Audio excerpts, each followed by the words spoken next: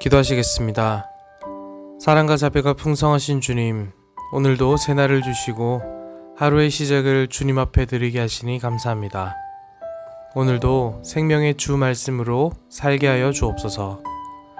바라옵기는 함께 자리하지 못하고 각처에서 각자의 시간에 하나님께 나아가는 모든 주님의 권속들을 기억하여 주옵소서. 육신의 회복이 필요한 자들, 마음의 괴로움이 사무친 이들, 그리고 주의 날개 아래에 피하길 원하는 자들, 주의 얼굴을 바라는 자들에게 주님의 얼굴과 주님의 은혜를 비추어 주시옵소서. 특별히 오늘 비대면으로 진행되는 교사대학 가운데 은혜를 주시옵소서. 어려운 상황 중에도 다음 세대를 믿음으로 양육하고자 하는 모든 사역 가운데 주님께서 풍성한 은혜를 더하여 주시길 간구합니다. 신실하신 주님의 은혜를 믿사옵고 이 모든 말씀 우리 주 예수 그리스도의 이름으로 기도드립니다. 아멘. 오늘 우리에게 허락된 하나님의 말씀은 요한복음 1장 43절에서 51절까지의 말씀입니다. 요한복음 1장 43절에서 51절까지의 말씀을 제가 봉독해 드리겠습니다. 이튿날 예수께서 갈릴리로 나가려 하시다가 빌립을 만나 이르시되 나를 따르라 하시니 빌립은 안드레와 베드로와 한 동네 벳세다 사람이라. 빌립이 나다나엘을 찾아 이르되 모세가 율법에 기록하였고 여러 선지자가 기록한 그 일을 우리가 만났으니 요셉의 아들 나사렛 예수니라. 나다나엘이 이르되 나사렛에서 무슨 선한 것이 날 수 있느냐. 빌립이 이르되 와서 보라 하니라. 예수께서 나다나엘이 자기에게 오는 것을 보시고 그를 가리켜 이르시되 보라, 이는 참으로 이스라엘 사람이라 그 속에 간사한 것이 없도다. 나다나엘이 이르되 어떻게 나를 아시나이까. 예수께서 대답하여 이르시되 빌립이 너를 부르기 전에 네가 무화과 나무 아래에 있을 때에 보았노라. 나다나엘이 대답하되 랍비여, 당신은 하나님의 아들이시요 당신은 이스라엘의 임금이로소이다. 예수께서 대답하여 이르시되 내가 너를 무화과 나무 아래에서 보았다므로 믿느냐. 이보다 더 큰 일을 보리라. 또 이르시되 진실로 진실로 너희에게 이르노니 하늘이 열리고 하나님의 사자들이 인자 위에 오르락 내리락 하는 것을 보리라 하시니라. 아멘. 어제 우리는 요한복음 전체를 관통하는 중요한 주제가 믿음이라는 것을 살펴보았습니다. 그리고 믿음과 더불어 중요하게 다루어지고 있는 것이 있습니다. 바로 그 믿음을 가지고 살아가는 사람들입니다. 1장 14절에서 말한 바 말씀이 육신이 되어 우리 가운데 거하심에 할 때 그 우리입니다. 요한복음에서 이런 신앙 공동체는 매우 중요하게 등장합니다. 성육신하신 예수님께서 머무신 곳이기에 오직 이 신앙 공동체만이 예수님의 영광을 보았고 이들로 말미암아 예수님의 영광이 이 땅 가운데 전해지게 되기 때문입니다. 이들은 13절에서 이른 바와 같이 하나님께로부터 난 자들이고 곧 성령으로 거듭난 자들의 모임이며 교회입니다. 오늘 본문은 이런 신앙 공동체의 시작인 제자들을 모시는 예수님과 제자들을 부르시는 과정에서 나타나는 예수님의 메시아적인 모습이 잘 나타납니다. 이런 점을 염두에 두시고 오늘 우리에게 주시는 교훈을 살펴보도록 하겠습니다. 본문을 통해 알 수 있는 첫 번째 교훈은 예수님께서 친히 제자들을 부르셨다는 것입니다. 예수님이 빌립을 찾은 것이지 빌립이 예수님을 찾은 것이 아닙니다. 오늘 예수님은 빌립을 만나고자 먼 거리를 여행하셨습니다.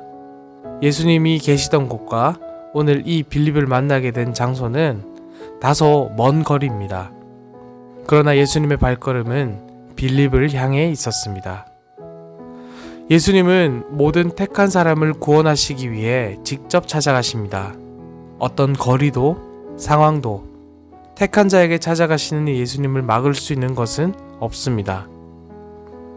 어떤 죄악을 가졌든 형편없는 사람이든 예수님은 택한 사람을 찾아가십니다.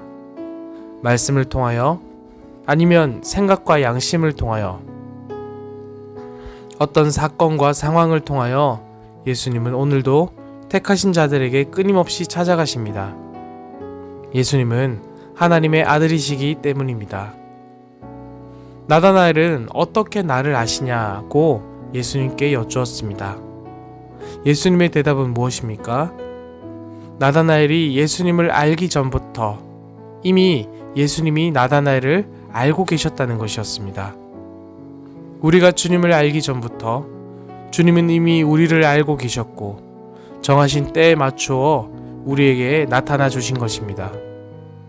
사랑하는 여러분, 우리가 예수님을 만나고자 한 것이 아닙니다. 예수님이 우리에게 다가오신 것입니다. 때문에 우리는 구원을 자랑할 수 없습니다.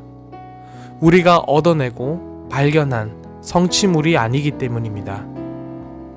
때문에 성도의 유일한 자랑은 오직 예수님이 되어야 하는 것입니다.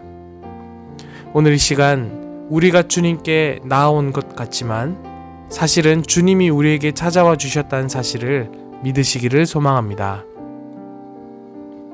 두 번째 교훈입니다. 택한 자를 찾으시고 부르신다는 이 사실이 우리에게 요구하는 것이 무엇인가 하는 것입니다. 바로 응답입니다. 빌립은 두 말 없이 예수님을 따랐습니다. 따르다라는 이 말에는 다음과 같은 의미가 있습니다. 하나됨과 닮음입니다. 이 말에 의하면 나를 따르라 라는 예수님의 말씀에는 나와 하나 되자, 나를 닮으라 라는 의미가 포함되어 있는 것입니다. 바로 이 말에 빌립은 응했던 것이죠.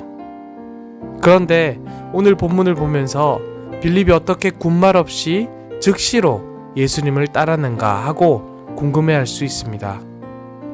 그래서 오늘 본문은 빌립이 어떤 사람이었는지를 알 수 있는 단초를 제공해 줍니다. 45절은 빌립이 나다나엘에게 예수님을 소개할 때 상당한 수준의 성경 지식을 가지고 있다는 것을 보여줍니다.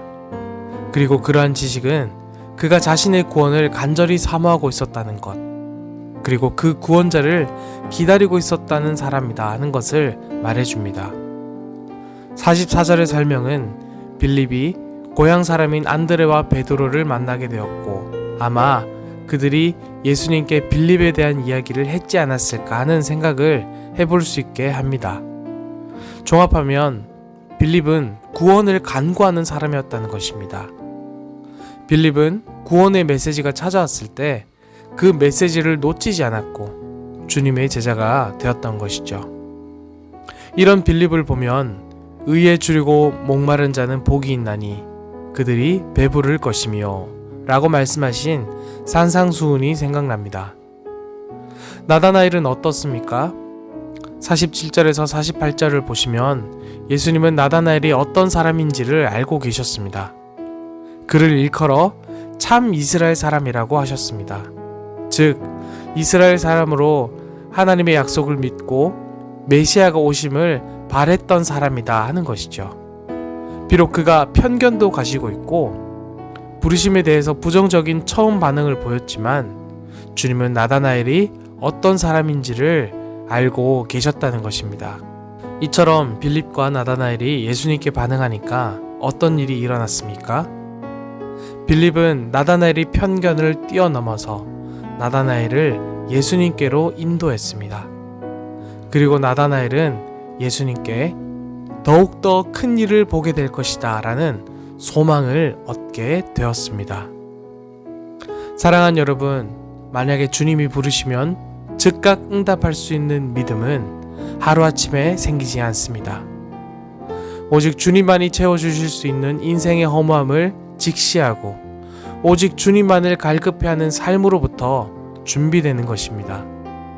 주님이 찾아오셨지만 아무런 응답이 없다면 주님 역시도 우리의 목마름을 채워주실 수 없습니다.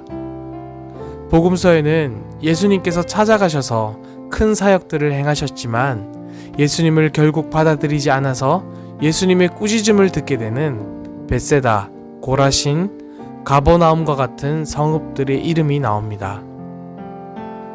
사랑하는 성도 여러분, 주님의 부르심에 지금 나는 어떻게 반응하고 있습니까? 은혜로의 부르심에 대한 나의 심령은 어떤 상태입니까? 그것을 주님이 주시는 마음으로 깊이 생각해보는 오늘 이 시간이 되길 간절히 소망합니다.